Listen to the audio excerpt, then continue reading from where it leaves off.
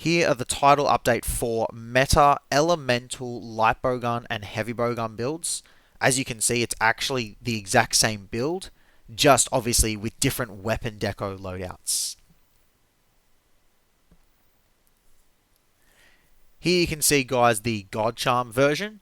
Basically just, picking up a couple extra weapon skills, making the builds stronger overall. You do lose, obviously, a couple armor skills, but overall, it's worth it.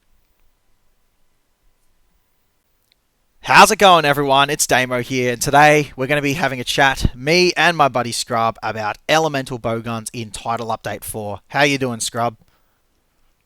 Doing well.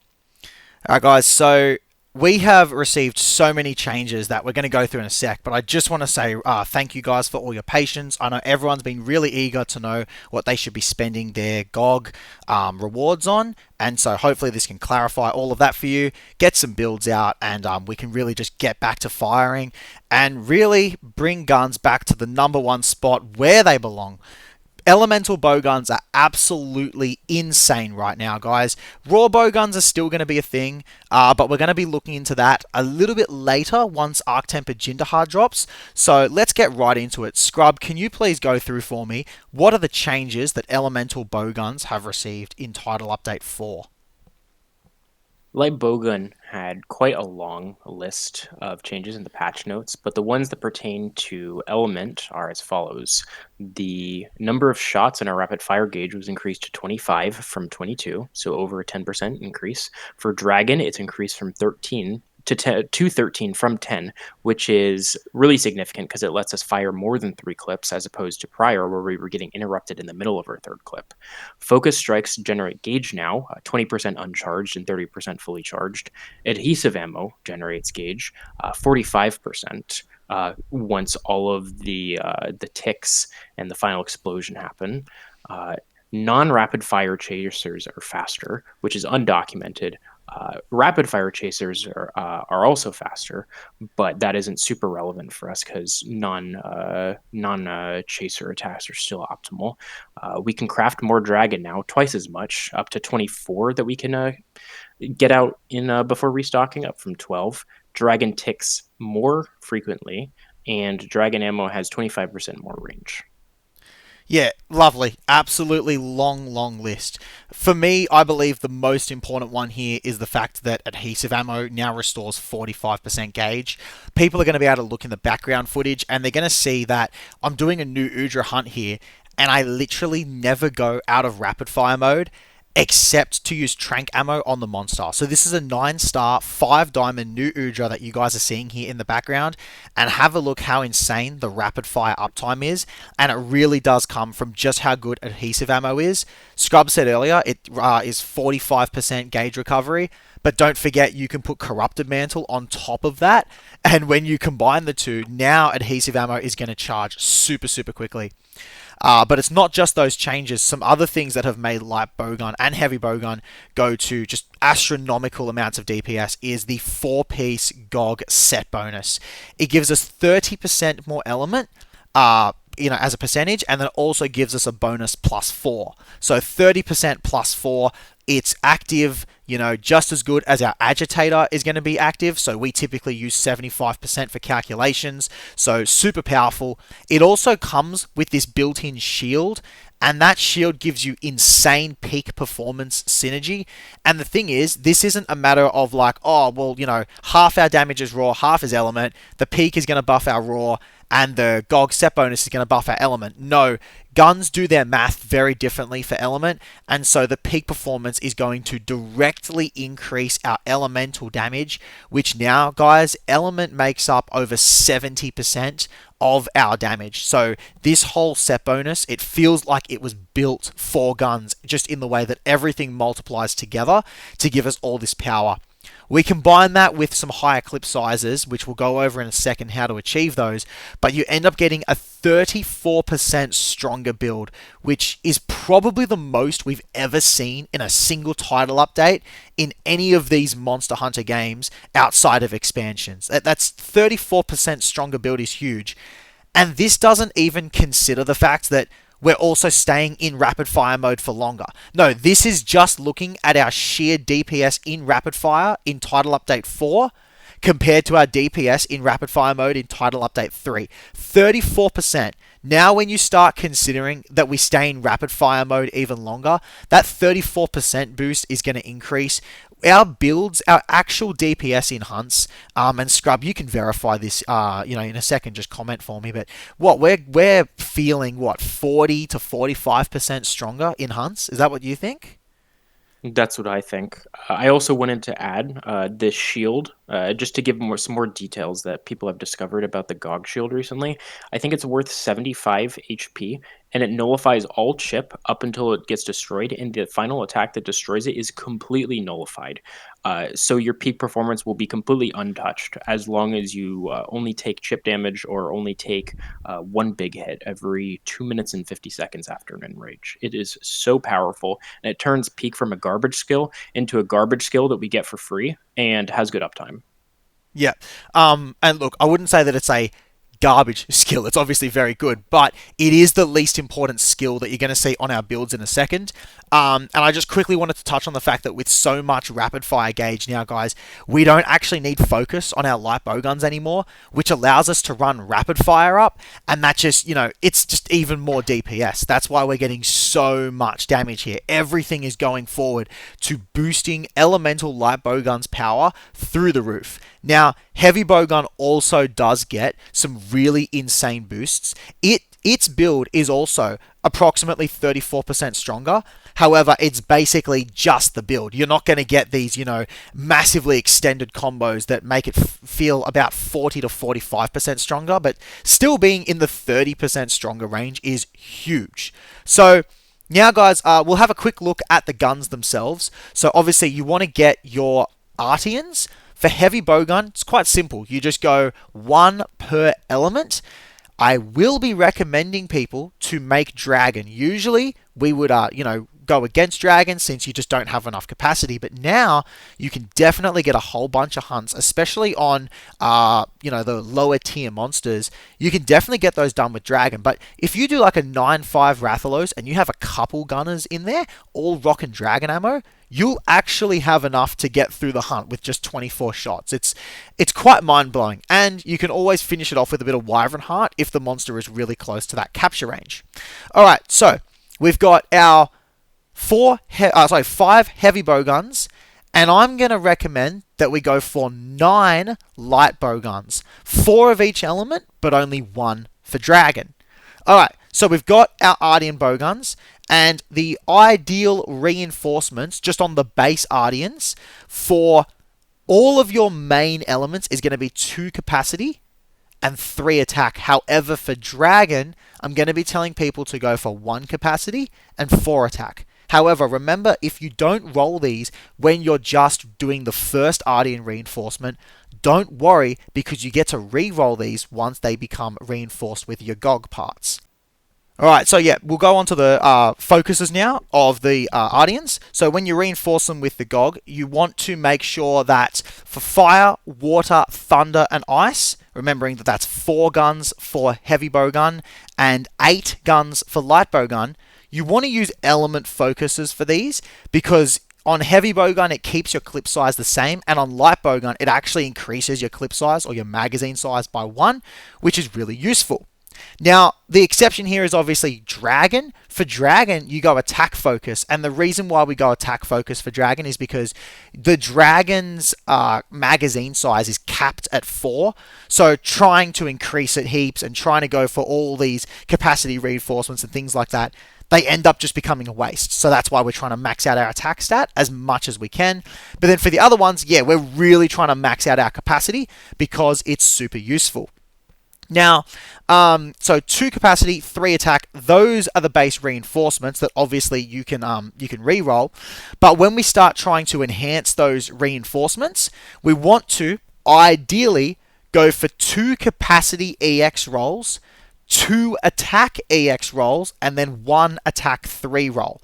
However, I am human. I don't have any sort of, third-party things installed into this game. I understand if this is quite a grind for people.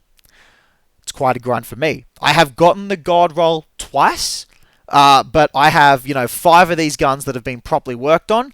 And I basically, for me, the cutoff point is one capacity EX and then one capacity. So on light bowgun, that gets me to an 8 clip instead of a 9 clip, which is totally fine. An 8 clip is still massive.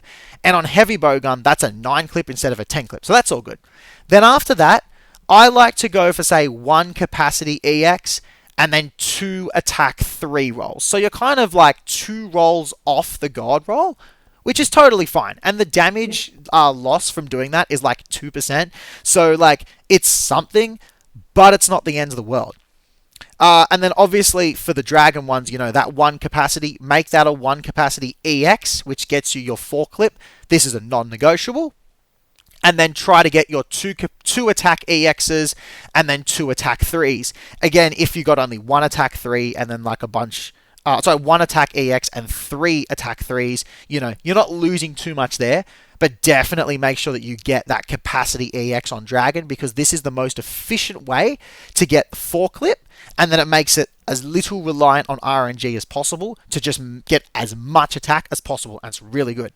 The other thing is obviously the set skills that we're going to do. So there's the set bonus and there's also the group set bonus. Those things we're going to get. So absolutely necessary for all of these is gore.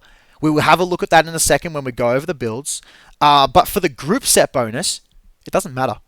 It actually won't matter because there's no need for things like Lord Soul, because we're trying to do 4-piece GOG, and you need Gore because Coalescence is the second strongest thing, which is going to multiply with the GOG set bonus. But that's enough harping on from me, Scrub. How about you go and run us through the builds that we have for light bowgun and heavy bowgun elemental style?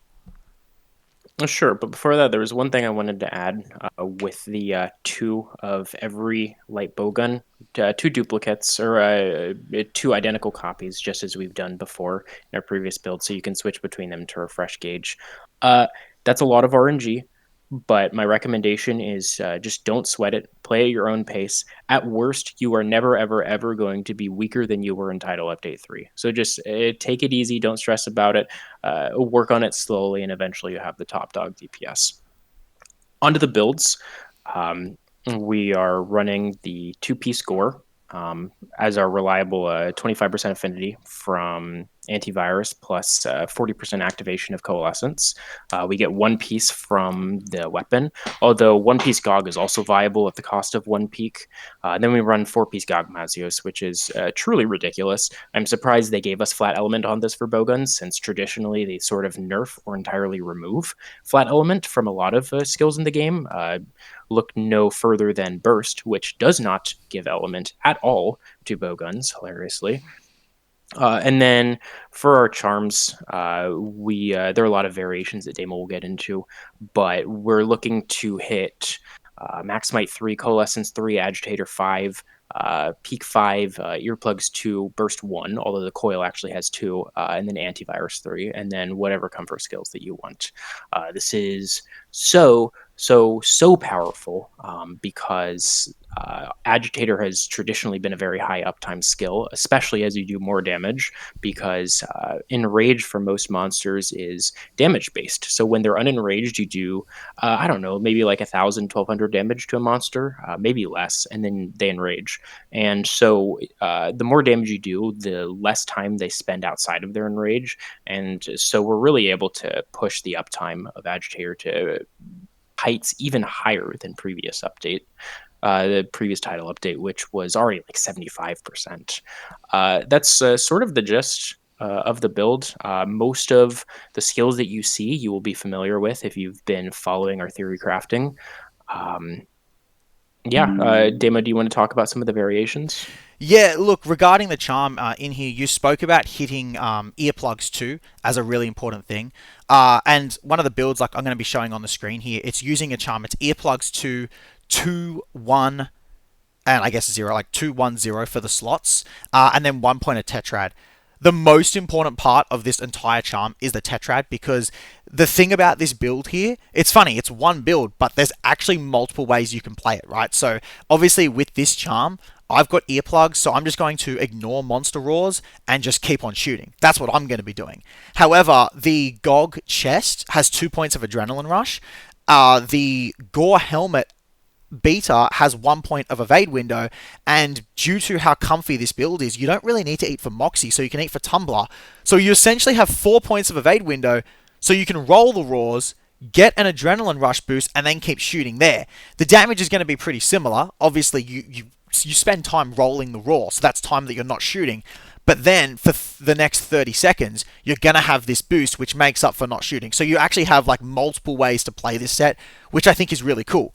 You definitely don't need to have earplugs on your charm. Having that level 2 slot, though, is kind of essential so that you can get everything, like all those skills like peak performance to be maxed out, and max might, coalescence. Coalescence and max might are obviously the much more important things that need that level 2 slot. And then the level 1 slot there is basically just because by doing this, you're allowed to have 3 level 1 slots, and a lot of people like that. I mean, Tremor Res 2 is all that you really need against GOG, but having Tremor Res 3 is so nice. But there's going to be people there who like Recovery Up 3 or Divine Blessing 3. Like, go for your life. This is where you guys can run whatever you like to run. Now, if you happened to get a level 3 slot on your charm instead of a 210, and you don't mind losing 2 level 1 slots, there is a really cool option you could do by using the Gore Alpha helmet. And by using the Gore Alpha helmet, you end up, and you do require that 3 slot on the charm to do this, but you get an extra point of evade window. And now with evade window 2 plus Tumbler Mill, you get evade window 5. So for those people who are looking to iframe attacks, it's really good.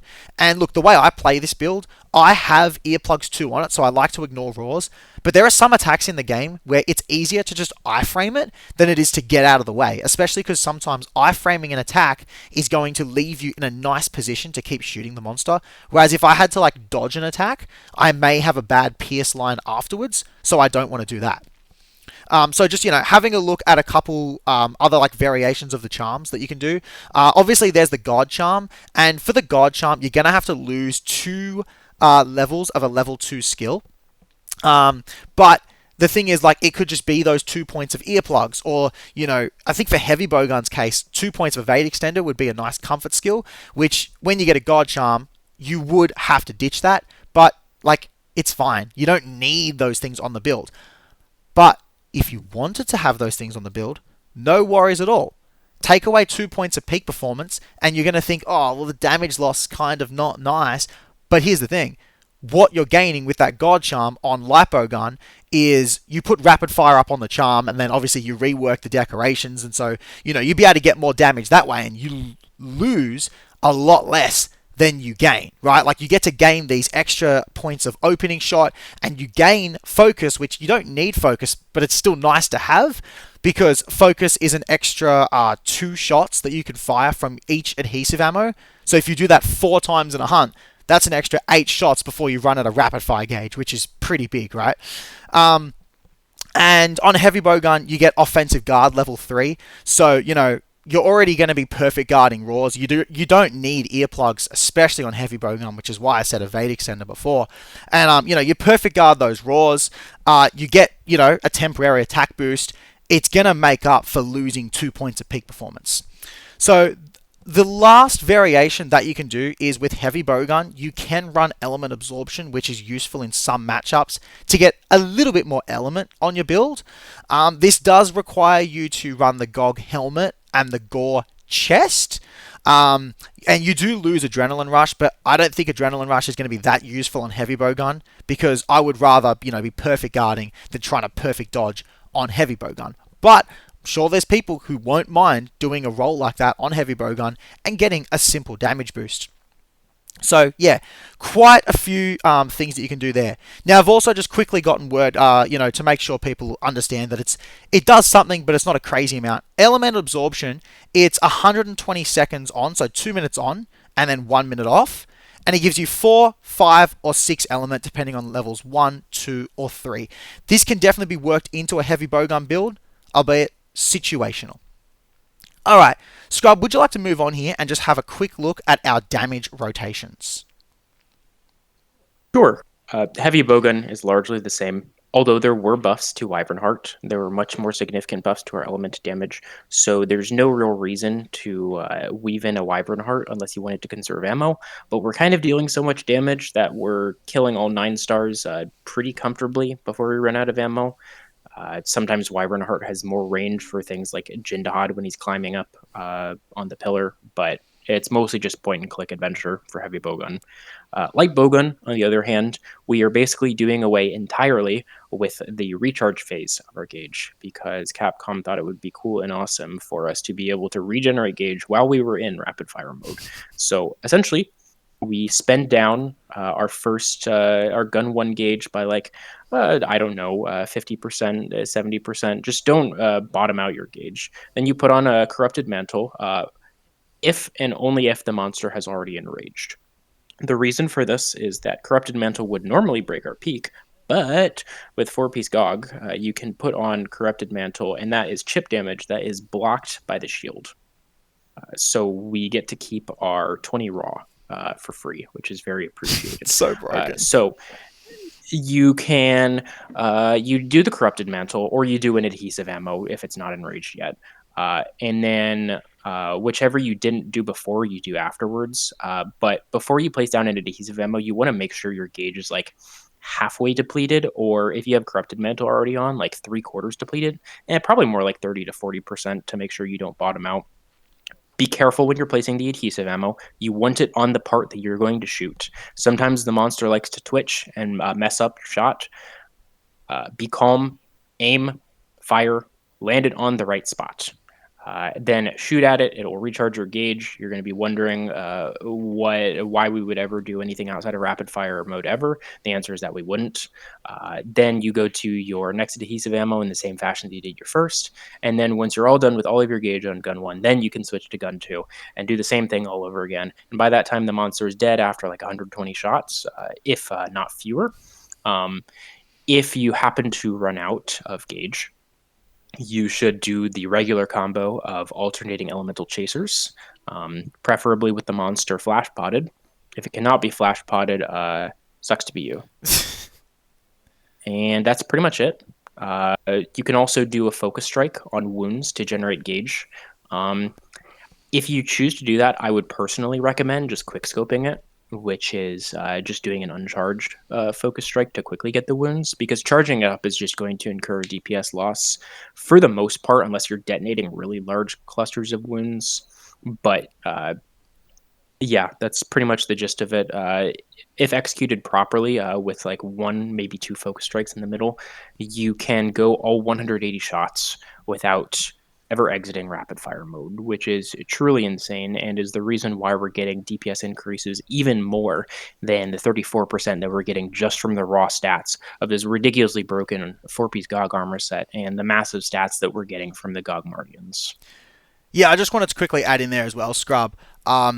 You mentioned like at some point, if you ever do happen to run out of gauge, that you can do like, the classic, Ellie chases to fill up a gauge. The thing is that if you do like one focus strike, on either gun one or gun two, if you just focus strike one wound, you're going to delay losing rapid fire mode just that little bit longer. And the thing is that by the time you finish up all of your stuff on gun two, you can go back to gun one and you're going to have 50% of its gauge like already filled up. But the other thing is that it's also going to have the adhesive ammo pretty much ready to go. If you do like, one focus strike, you're just getting like, say, 30% more gauge. That's a little bit longer before you have to swap back to gun one, which gives it that bit more time to come back. And, if you pop, say, 2 focus strikes, then you can guaranteed have like at least half your gauge back on gun one, plus an adhesive ammo, and that's just golden. That just allows you to, almost repeat that whole cycle that we went through before, just without corrupted mantle. So yeah, it's going to get to the point as we get better and better at playing with this new damage rotation, this new play style. It's going to get to the point where it's almost considered a skill issue if you have to leave rapid fire mode, because we have so many tools to stay in rapid fire mode. And even if you leave rapid fire mode, you're literally going to do it for like 10 seconds. Fire like 2 LE chasers, then just waste that sort of tiny bit of gauge that you have. You're going to do those LE chasers with Corrupted Mantle on, most likely, and you're going to get back into rapid fire mode and keep doing your insane DPS, literally upward of 200 DPS. It's that strong of a gun. The last thing we're going to do is have closing thoughts. Those are my closing thoughts. This weapon, especially light bowgun, is broken. This isn't some clickbait. Oh, this weapon's broken. Like, no, this is actually insane. If a nerf came out, like, obviously I'd be sad, but like, I'd understand it because this is so strong. Heavy bowgun is obviously really good, but I actually think heavy bowgun's just like balanced and it's nice and it's good. It packs a punch. Light bowgun, on the other hand, is really, really crazy. Scrub, did you have any closing thoughts before we finish off? I was just sort of aghast at how strong this set was.